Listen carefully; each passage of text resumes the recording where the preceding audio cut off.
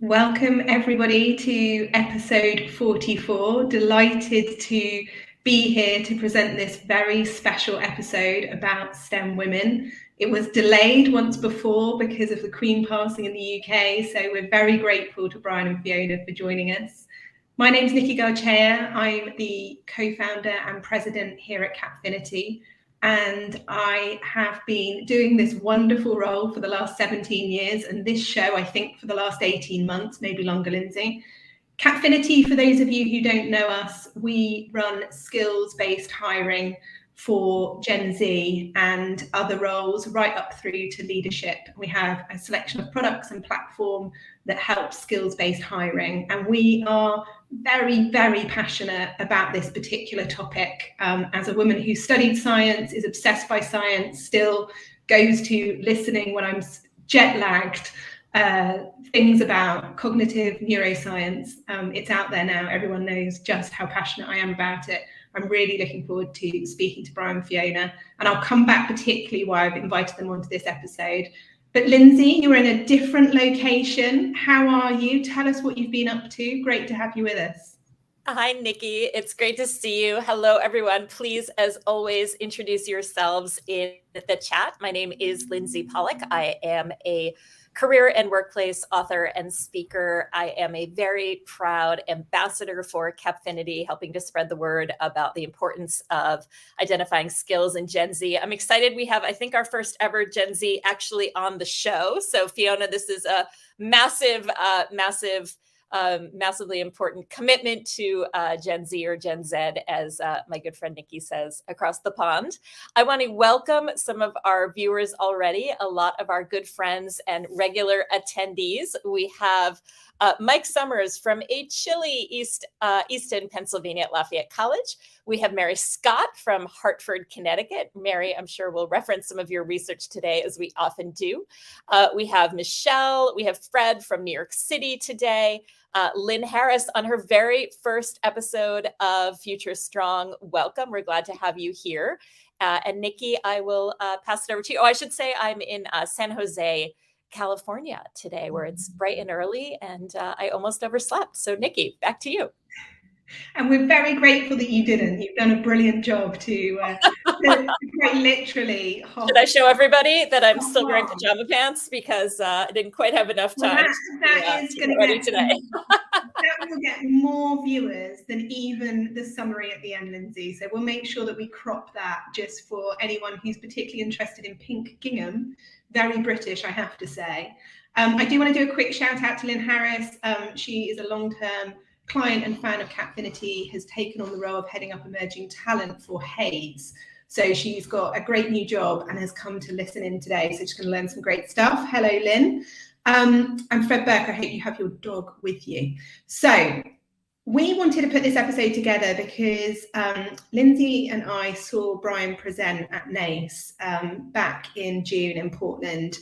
Fiona wasn't there, but she was in a video, which we're hoping to share with you today. And I was just massively struck when Bryan was sharing such a compelling narrative, how giving the work that Abbott has been doing in terms of actually creating a model that so many of us, regardless of region, location, even whether you're in pharma or science or not, can learn from. And I have to say, when you showed the video, Bryan, I was really teary, and not because I was heavily jet lagged, but because it really massively resonated me with the work that you've been doing. So it's been a long time coming. We're delighted to have you. Could you introduce yourself, Fiona? We would love to hear from you, and we will get into the questions. And I'm sure there will be lots in the comments. Absolutely. Thanks so much, Nikki and Lindsey. It's great to be on. I watch you guys all the time, and I'm awestruck by some of the people that come on your show all the time. So I'm excited to be able to be here, and most importantly, to be able to share some time with Fiona. Her story is phenomenal. She's going to get a chance to talk about, who she is and her story. And I actually got interested, just like you, Nikki, in STEM and science when I was really young. I grew up in a very small rural town in South Carolina. I didn't have a whole lot of access to science, and STEM really wasn't a word back then when I was growing up. but I loved science, and I loved getting my hands on stuff like that, and just tinkering around and playing with chemistry sets and telescopes and things like that. And fast forward, when I was in high school, it was really important for me to have the right mentor in place to be able to keep that excitement going, and it really pushed me to go into college, get my degree in biology, and finish college, and we'll come back probably to that, but just to kind of give you a background to who I am, like I said, I graduated with a STEM degree. I've been at Abbott for 10 years now. And prior to that, I was at Walt Disney World for about 16 years. So throughout each step in my career, I've actually had an opportunity to apply that STEM degree to a degree. So I've been excited and honored to be able to do that in each of the roles that I've had. And when we talk a little bit about our stories later, I think you'll see that through line that no matter what you do, even if you're not directly involved in a STEM job, you can really, get your passion out there in terms of STEM and really be a good mentor or role model for people too as well. So I see myself in that position. I get a chance to work with great people like Fiona every day. Our interns are phenomenal, as a lot of young people out there are. So I'm excited to be able to do what I do. Amazing. Fiona, tell us a little bit about yourself, and we need to commend you on wearing your Abbott swag, of which Bryan has promised that Lindsey and I will be able to follow in the fashion footsteps. But Fiona, please share a bit of your story. Yes, definitely. Thanks so much for the comment on my polo. I absolutely love these, wear them all the time. But hello, everyone. My name is Fiona Harley. I am currently a second year at UCLA studying biology. So, of course, I already love the STEM field, already doing it for 19 years of my life. I'm super privileged to have been a part of the Abbott internship program for the past 3 years. And I'm looking forward to, in the future, hopefully, pursuing a career in the STEM field. Currently, just super excited to be here with you today, and I'm so excited to share all the amazing things that I've accomplished with Abbott.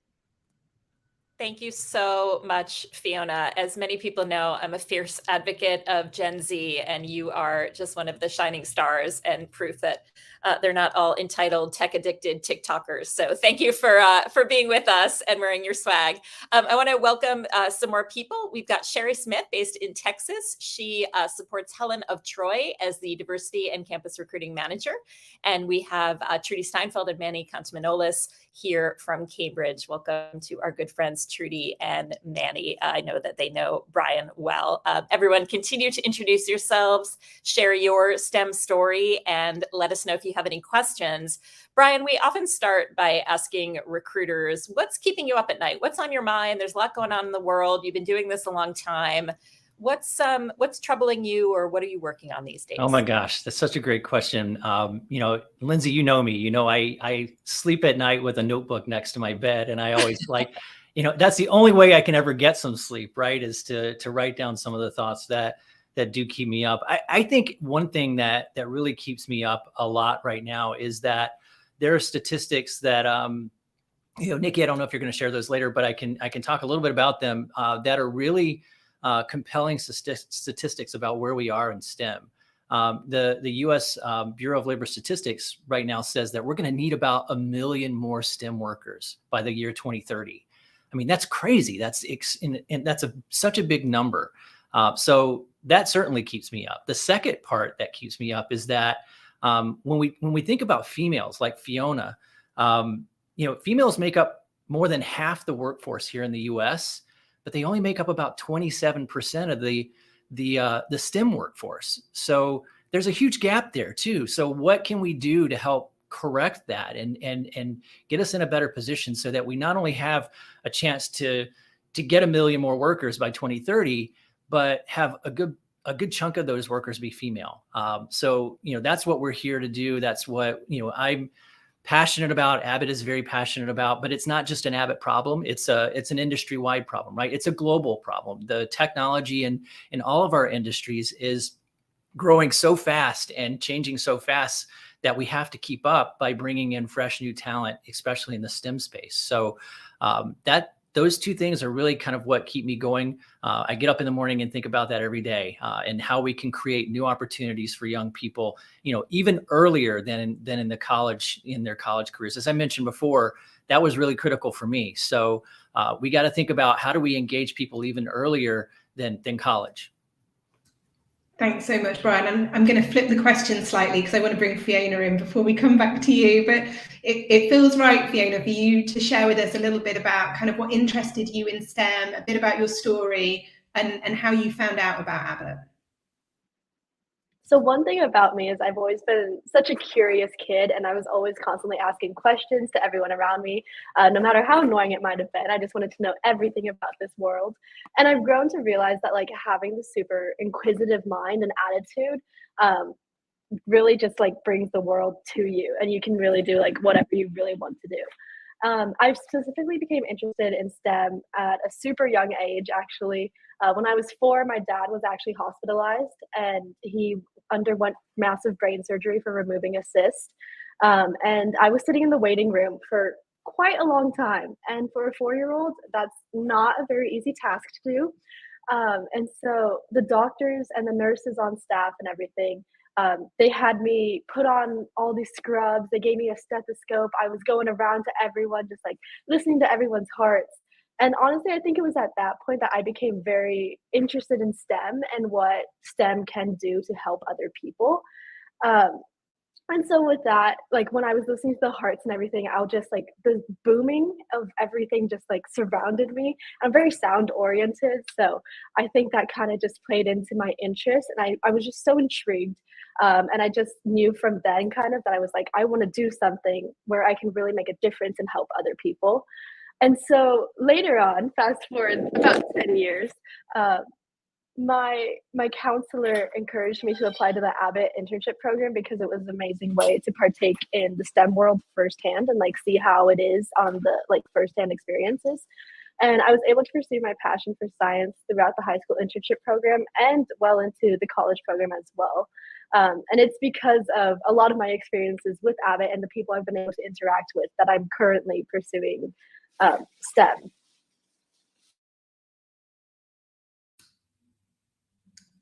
I think Lindsey is maybe on mute. I'm just going to come off before we ask Bryan a question.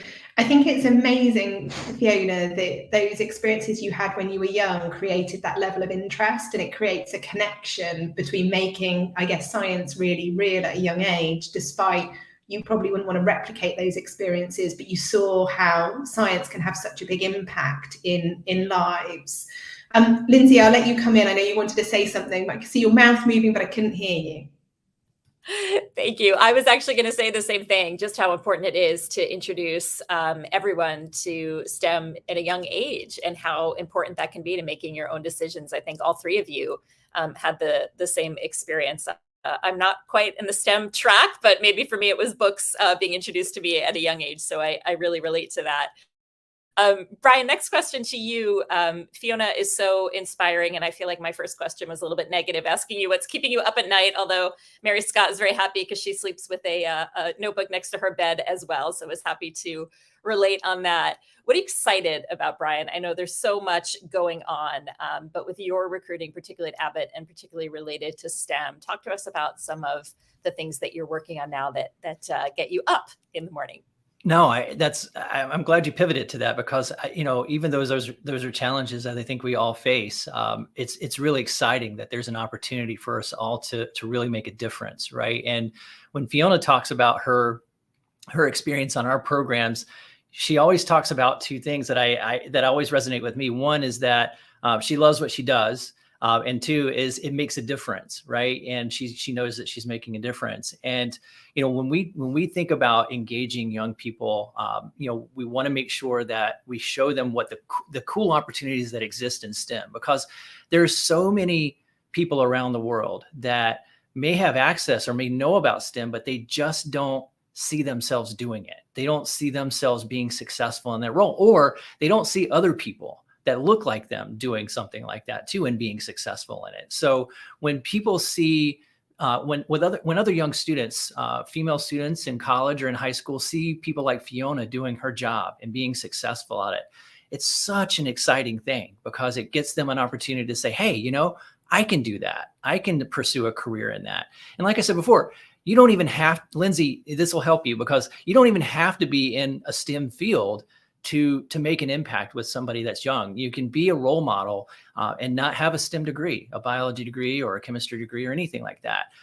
It's just being there and being that mentor and that person that can help give young people access to these opportunities is really what I think is exciting. One of the things that we've been doing with our programs is starting out with the high school students and giving them opportunities that are real world opportunities, real work, right? Real assignments that are meaningful, that have true impact to the business. So our interns are working right alongside of our engineers and scientists at the high school level. And then as Fiona mentioned, that gives them an opportunity to go into our college program afterwards. So there's a direct path from high school to college. You remember what I said earlier, that's the critical part, right? Keeping students engaged when they go into high school and they're super interested in it, like I was, they have to have something that's going to keep them going in college so that they stay in that field.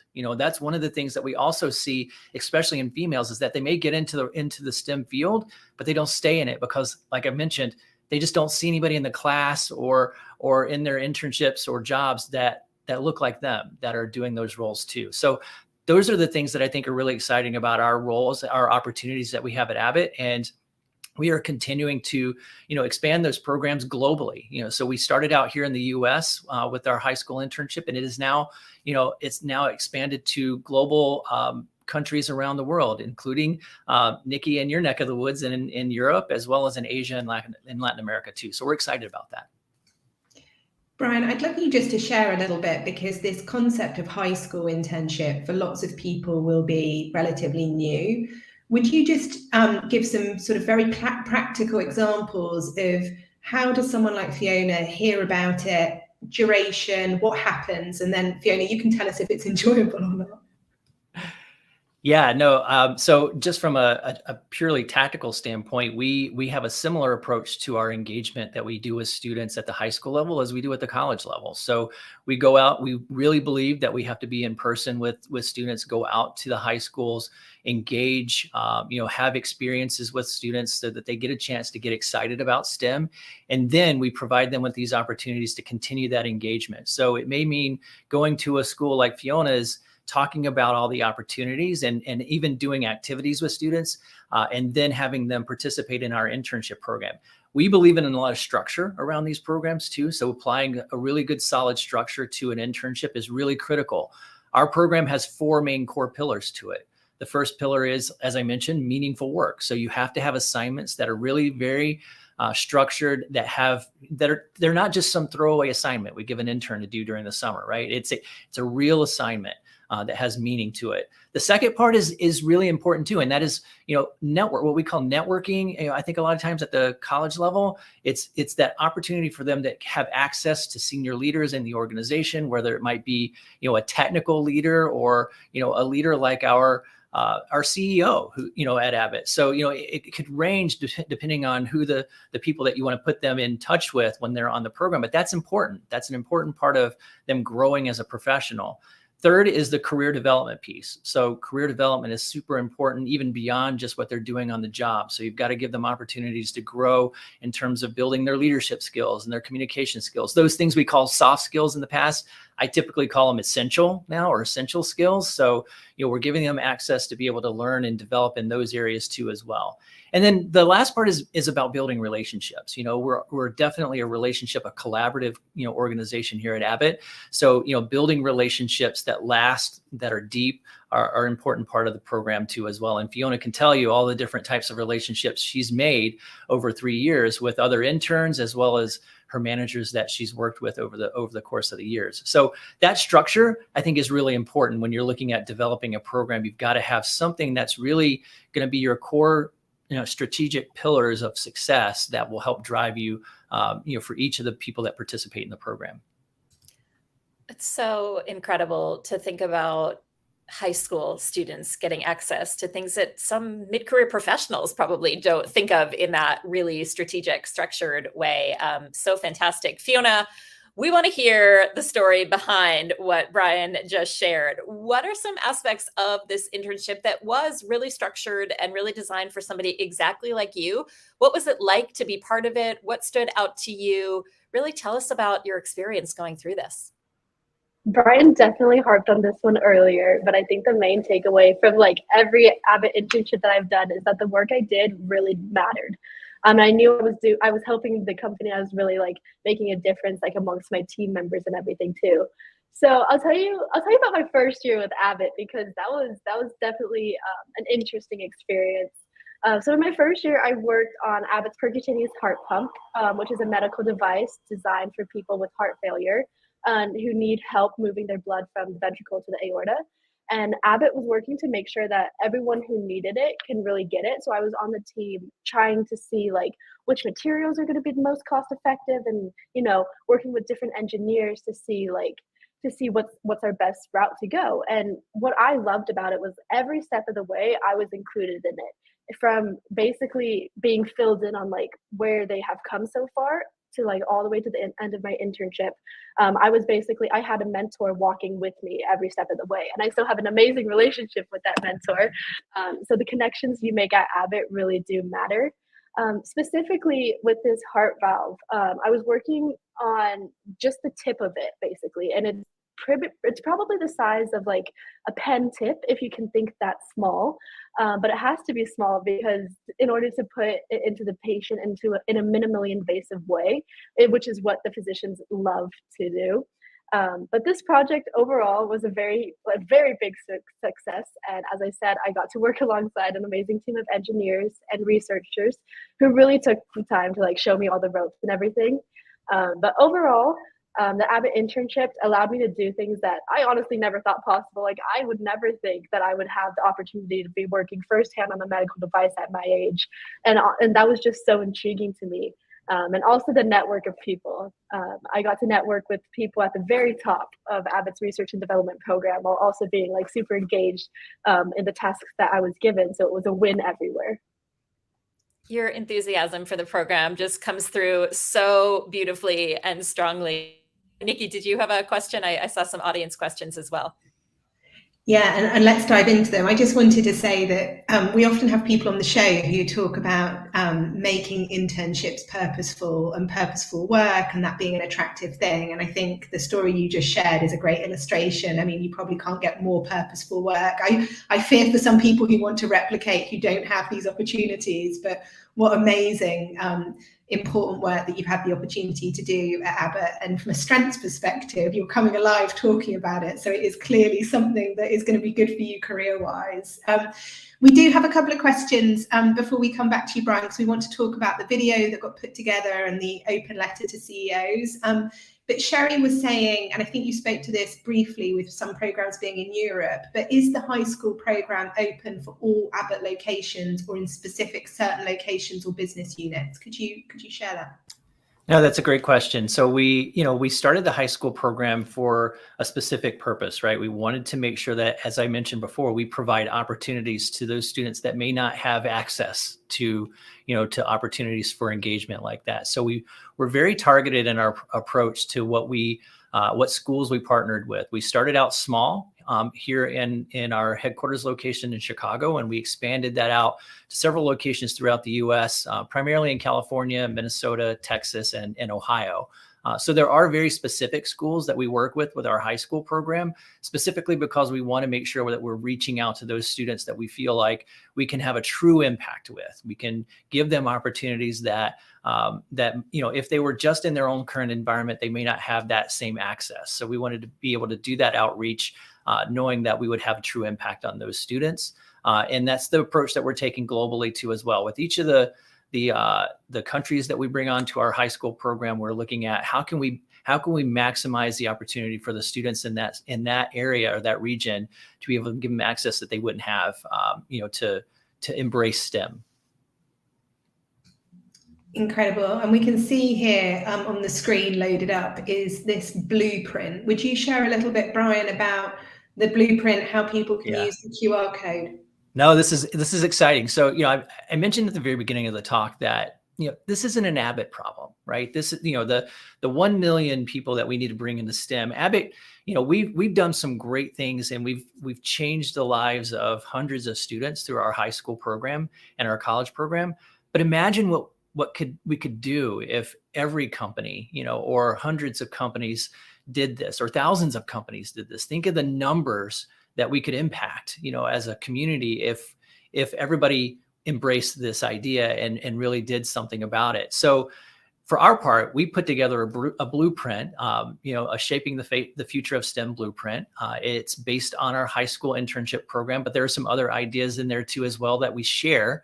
And this is open source, so we put this out there just so that we could share it with basically the world of how we did what we did. And it doesn't mean that everybody has to do it exactly the way that Abbott did it. It's just designed to give you some ideas, some thoughts, some things that we talked about already today on how to get started, how to try to start making an impact in the STEM space. And we're certainly, I think, excited about the work that we do, but I always think about and I dream about what can be done if a lot of other companies got involved like we are right now.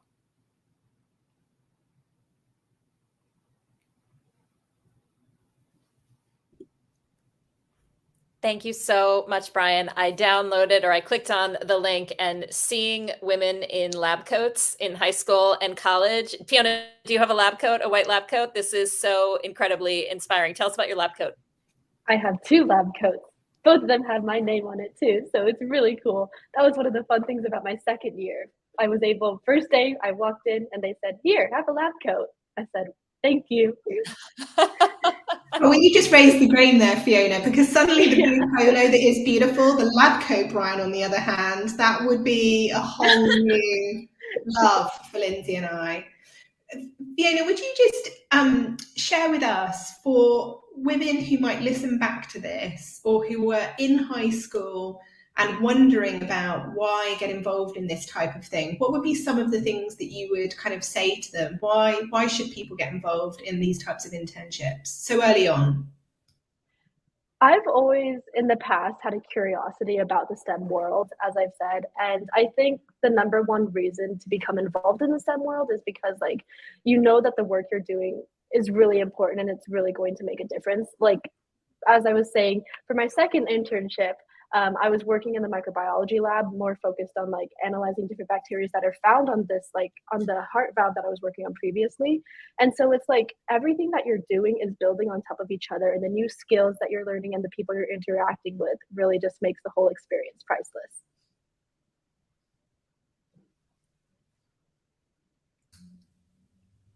One of the things, Bryan, I know we've got a video that we can't play. We were hoping to play because the sound won't come on, but there was an open letter to CEOs that yourself and the other interns, and Fiona does star in the video, really, I guess, put together their stories. Would you just share, and Bailey will put up our production editor will put up the link, but will you just share a little bit about the reason for doing that and the kind of what you wanted it to evoke? Yeah, this is the video that you saw, Nicky, at NACE, and it is a very inspiring video. I think it's very compelling because these students put together these letters. They wrote these letters it was an open letter to CEOs around the world, the CEOs of Google and Apple, a lot of other companies, and their purpose was to try almost to even change the minds of some of, these trends that are happening, that we talked about earlier in terms of females in STEM and getting access to opportunities, and really wanted to encourage these CEOs to make a difference, to stand up, to provide opportunities like this to other students, to other, females around the world. And, just hearing them say it, I can say it, all day long on a podcast like this or a show, but it doesn't mean half as much as when it comes from somebody like Fiona or, a group of young female students that are really inspired about what the kind of work that they're doing in STEM. So I would encourage everybody who's on today to click on this link, and watch the video. It's less than 2 minutes, but I guarantee you that you will walk away just as Nicky was, with tears in your eyes, because it's so inspiring. It's not sad. It's so inspiring, to hear them talk about their role in STEM and how, just some decisions that can be made can really make a big difference, for every company out there.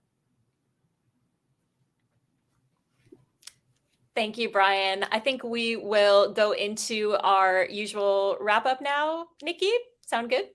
There's a lot of love in the chat for lab coats, so I think there's going to be a huge secondary market for Abbott lab coats, and I second how incredibly inspiring that video is.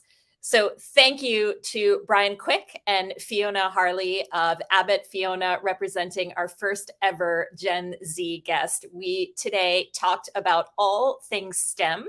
And in my usual role as narrator on Future Strong, I'd love to share 3 takeaways. Number 1, Bryan shared some incredible statistics that we're going to need 1 million more STEM workers by 2030. And while the workplace in the United States is almost 50% female in STEM, females only represent about 27% of the talent. So a tremendous opportunity there to drive more women into this incredibly important field. Bryan also talked about the importance of having structure, particularly for a high school level internship program that included 4 pillars at Abbott that I think are modeled for any organization. 1 is meaningful work. 2nd is networking with leaders. 3rd is career development of essential skills, which I'm now going to say instead of soft skills. I love that. And 4, the relationship building and collaboration. I think 5 is swag. So I would just suggest that for your future plans, but really, really impactful for people moving forward. And number 3, Fiona, I think what you really brought to us so beautifully is that students want to make a difference. Students want to feel that their work has purpose. And I can't imagine what it's like as a high school student to work on a human heart and something that will save somebody's life. That's so powerful and just reminds all of us, even those who don't work in STEM, of the importance of the work that you do. So thank you so much for sharing your personal story with us. Thank you, everyone. Great roundup, Lindsey. And thank you so much, Bryan, Fiona, for your time this morning. It's been wonderful to hear these stories. And I know that many people who listen back to this episode will be able to take the link, have a look at the resources. And I really hope this work, particularly also within UK high school internships, where the STEM issue is still the same and across Europe, that we're able to actually use the things that you've shared with us today, Bryan. And Fiona, you're an amazing example of why people should get involved. And thank you for being so enthusiastic and so passionate. And I think on behalf of everyone who watches Future Strong, we wish you all the best with what will be an incredible career for you. So thank you all. Happy weekends once they come about for anyone who's listening around the world. And we'll look forward to seeing you in 2 weeks' time. Thank you.